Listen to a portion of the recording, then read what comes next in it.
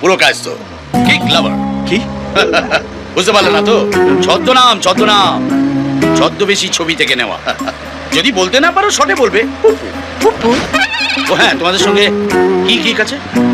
আমাদের কিছু গুন্ডা তাড়া করছে, ওরা আমাদের ধরলেই মেরে ফেলবে। বাজে কিক। হ্যাঁ? এর চেয়ে অনেক বড় কিক আমার গাড়িতে রয়েছে।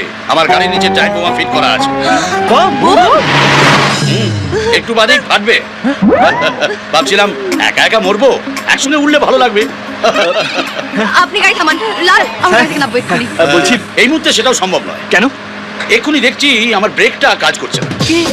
सॉरी वो जीना भी क्या जीना है मामूनी जिसमें किक ना हो।